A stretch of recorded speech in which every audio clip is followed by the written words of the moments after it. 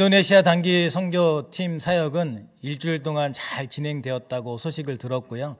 오늘은 MMC 교회라는 교회에서 주일 예배를 드리고 나머지 막바지 사역인 어린이 사역과 또 한국 음식을 만들어 이렇게 섬기는 사역들, 또 임의용 사역이 나머지 진행된다고 합니다.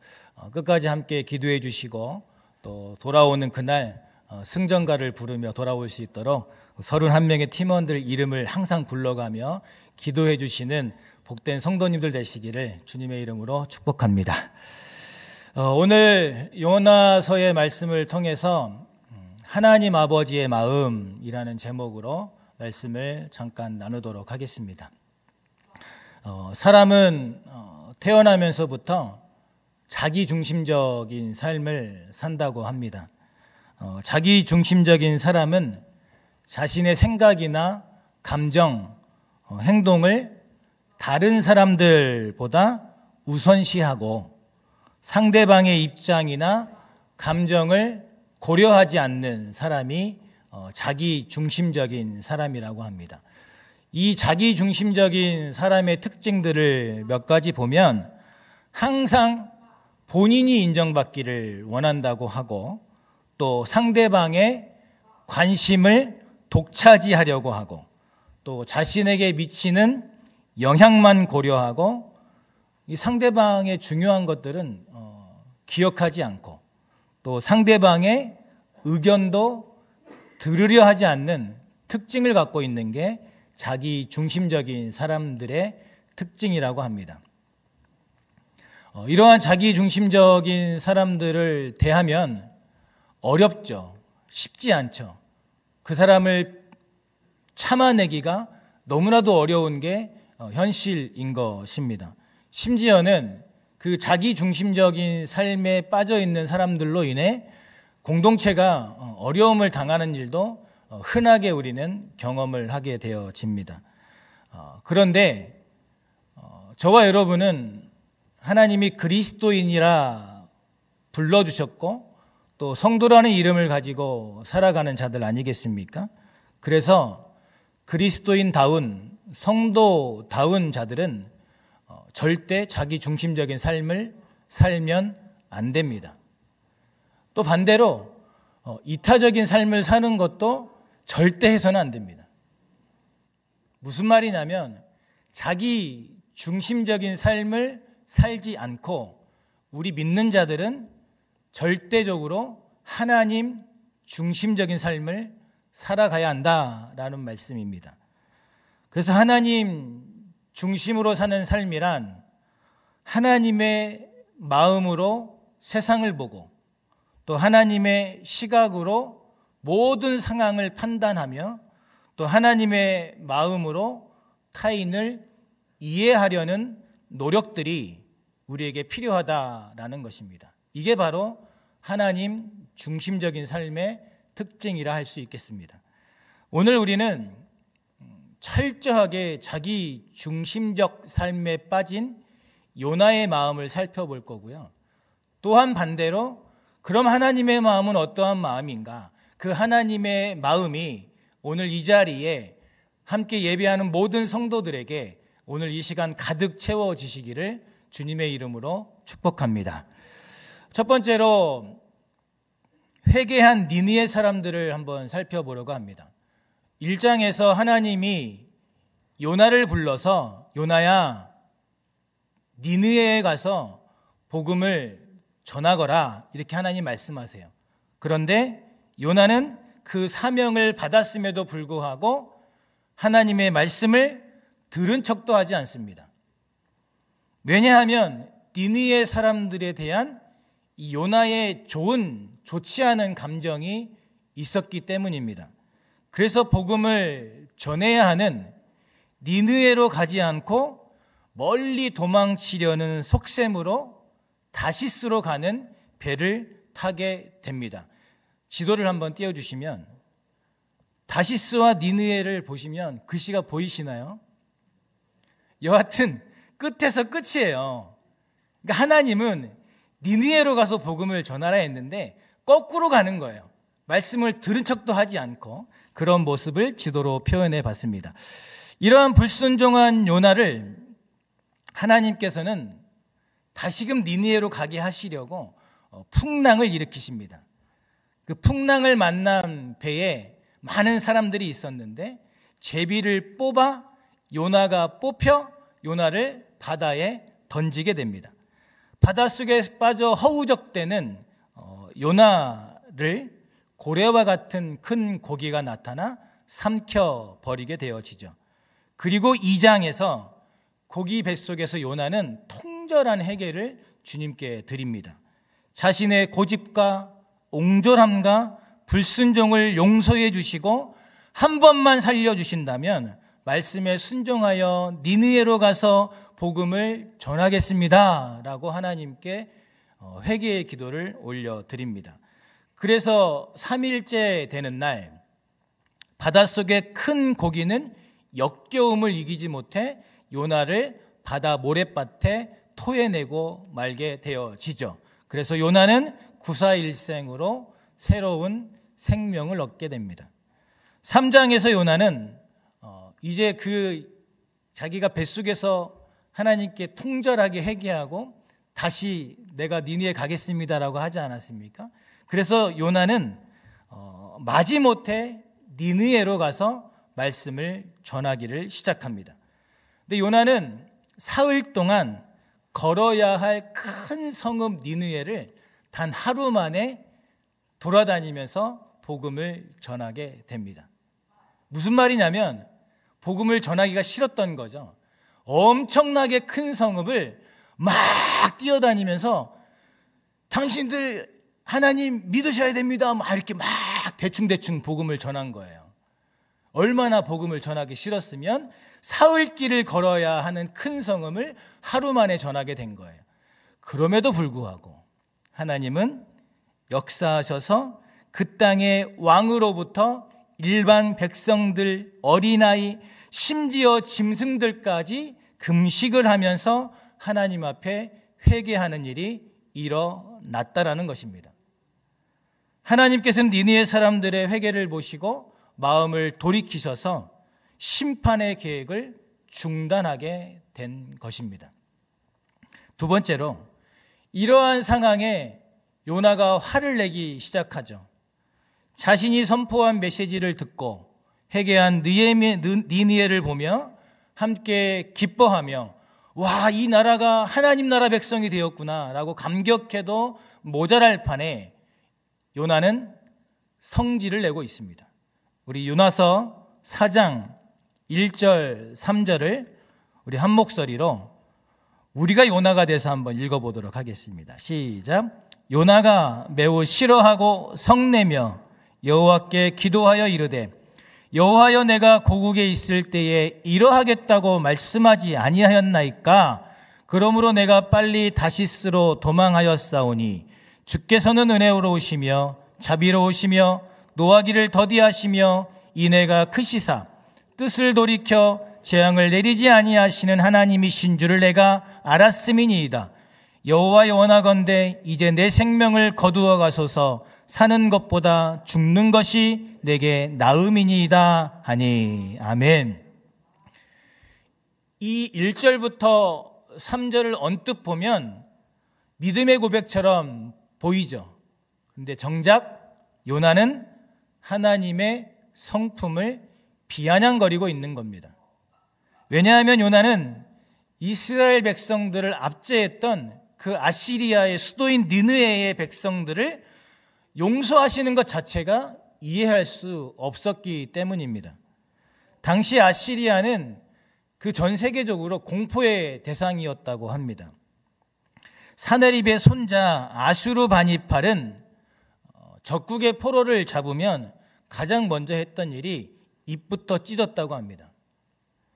그리고 손가락 사이를 칼로 찢었다고 합니다. 디글랏 빌레셀은 적을 사로잡으면 묶어놓고 껍질을 벗긴 후에 서서히 말려서 죽였다고 합니다. 죽은 후에는 살점을 도려내고 뼈를 쌓아서 자랑했다고 합니다. 얼마나 잔인하고 무자비한 민족입니까? 그 누가 그 상황과 그런 시대에 살았다면 그거 용서받는 게 우리도 용납이 안 되죠. 그러니 요나도 화를 낸 건 당연한 사실일 수 있다라는 겁니다. 그런데 이런 나라를 하나님이 그들이 회개했다고 용서해 주시는 장면을 목격하니 요나는 얼마나 화가 나고 성질이 났겠냐라는 겁니다. 그럼에도 불구하고 요나에게 필요했던 것은 자기 중심적인 생각보다는 하나님의 마음을 헤아려서 하나님의 마음으로 이 상황을 받아들였어야 했는데 요나의 마음은 그렇게 하질 못했다라는 것이 오늘 성경의 내용인 것입니다. 그를 이처럼 화를 내는 요나는 자기 중심적인 생각 또 수없는 피해의식에 사로잡혀 있었던 거죠. 그러니 상황적으로 도저히 이해가 안 될 수밖에 없었지만 없었던 그 상황에 요나는 화를 낼 수밖에 없었다라는 겁니다. 이러한 화를 내며 못마땅해 하는 요나를 하나님이 이제 세 번째로 박넝쿨이라는 걸 통해서 하나님의 마음을 가르치시기를 시작합니다. 요나서 4장 5절을 한번 같이 읽어볼까요?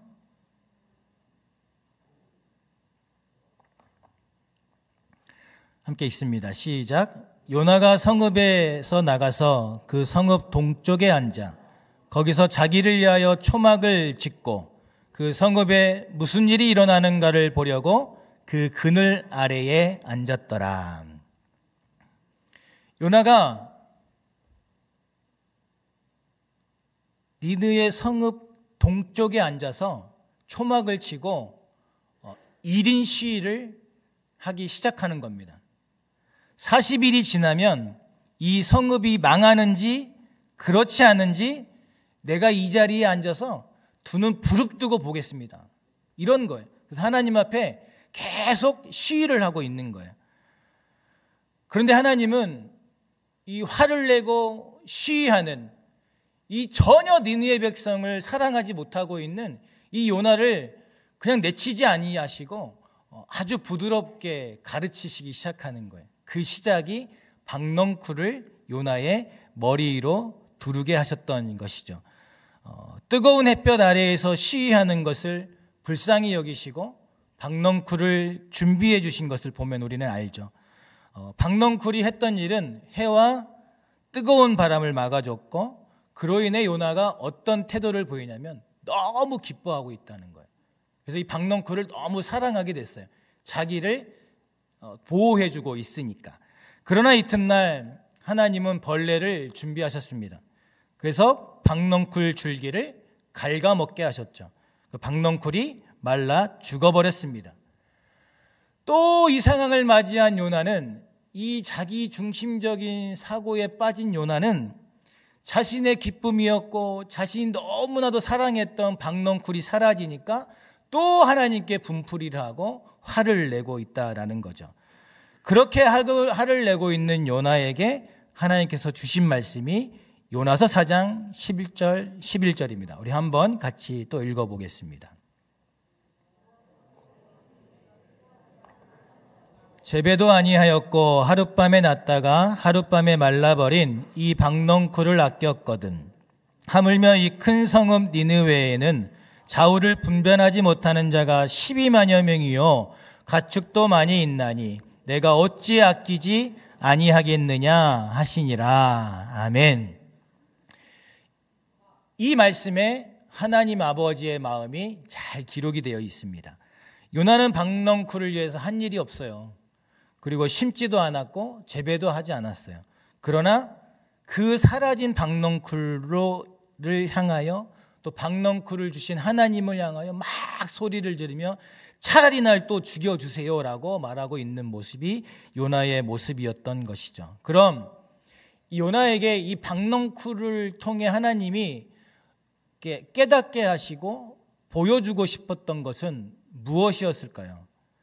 요나가 박넝쿨을 벌레가 갉아먹자 이제 뜨거우니까 고통을 당하니까 그 고통으로 인해 원망과 불평을 쏟아냈잖아요.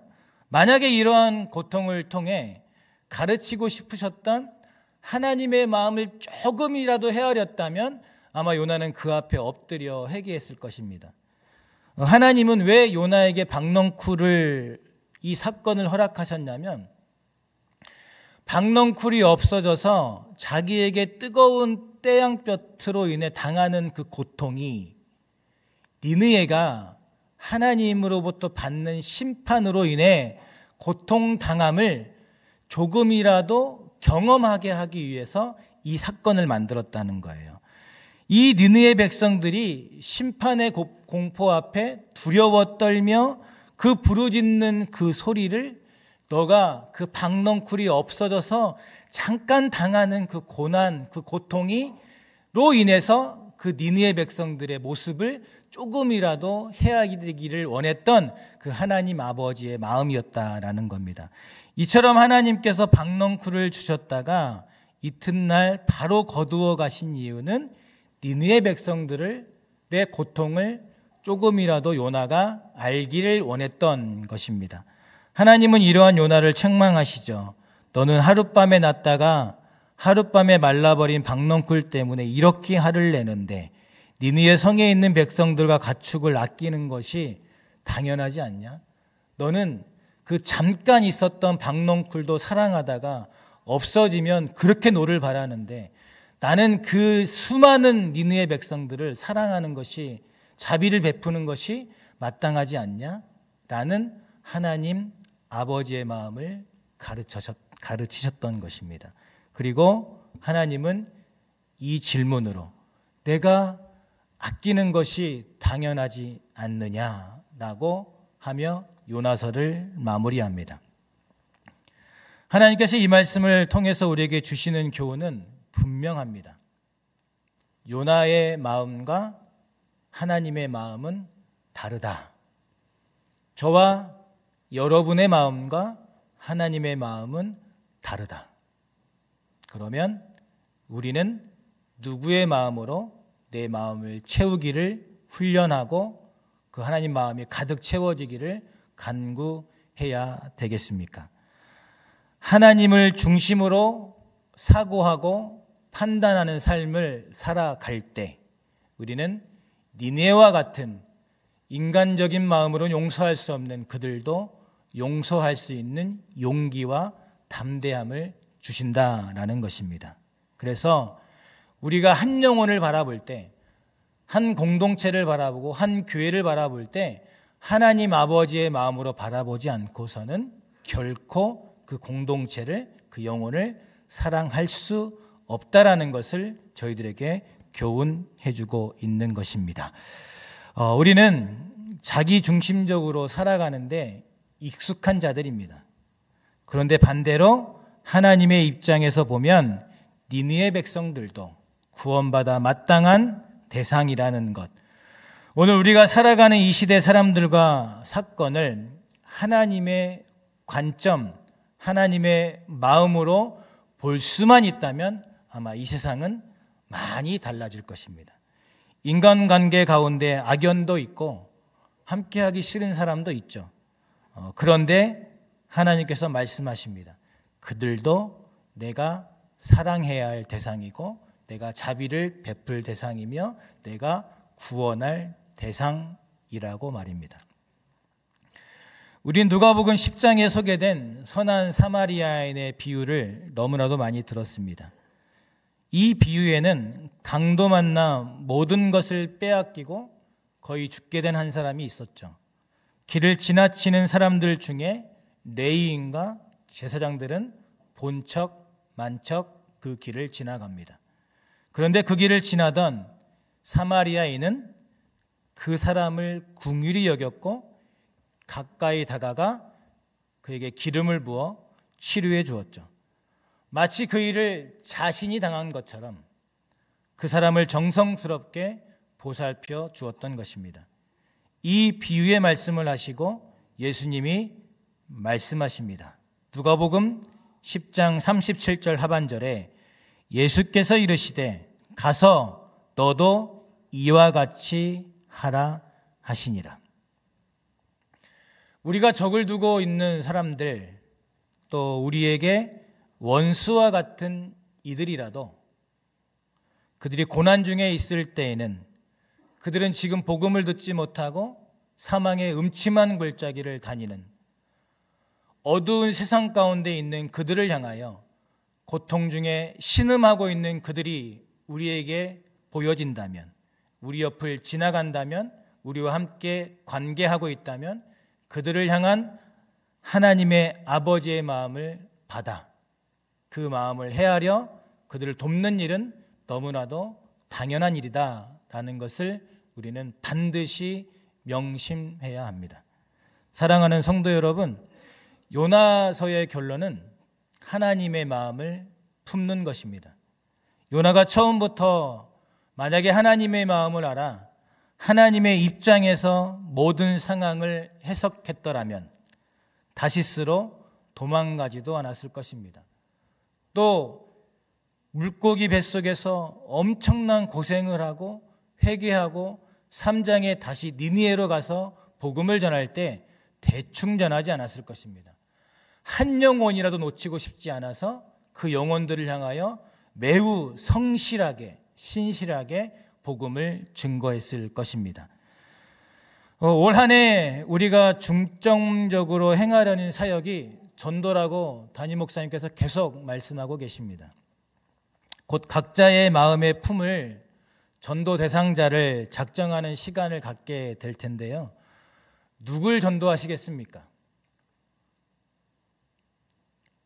여러분들이 사랑하는 자녀들은 물론이고, 여러분들이 사랑하는 남편, 아내는 물론이고, 여러분들이 사랑하는 친척, 친지들도 당연하고, 그럼 내 옆에 있는 왼수와 같은 자들은 전도할 생각은 없으십니까? 그걸 오늘 저희들에게 다시금 묻고 있는 것입니다. 우리가 전도 대상자를 정할 때 혹이라도 요나와 같이 내 중심된 생각으로 내가 판단했을 때 이 사람은 전도받아 마땅해 라고 하면 전도하고, 이 사람은 전도받으면 안 돼 라고 하는 자라면 포기하고, 이것은 요나의 마음과 똑같은 것이죠. 그래서 저희들이 기억해야 될 것은 전도 대상자를 정할 때 하나님 아버지의 마음이 있는 곳, 또 하나님의 눈물이 있는 그곳에 있는 모든 대상자를 전도 대상자로 삼으셔야 한다라는 것을 저희들에게 교훈해 주고 있습니다. 그래서 지금부터 곧 전도 대상자를 작성해야 될 텐데 지금부터 기도하시면서 올 한 해 나를 통해 회개의 메시지를 듣게 하실 사람이 누구인가를 하나님께 구하고 하나님의 구원의 은혜를 받아 누릴 자들을 생각나게 해주시도록 기도해야 하는 것입니다. 이번 한 주간도 하나님의 마음을 품고 하나님의 입장에서는 훈련을 해보시기를 바랍니다. 기도를 통해서 하나님의 입장을 깨닫고 하나님의 마음을 알게 해달라고 간구하시고 또 그대로 행하는 지혜로운 백성들 되시기를 주님의 이름으로 축복합니다.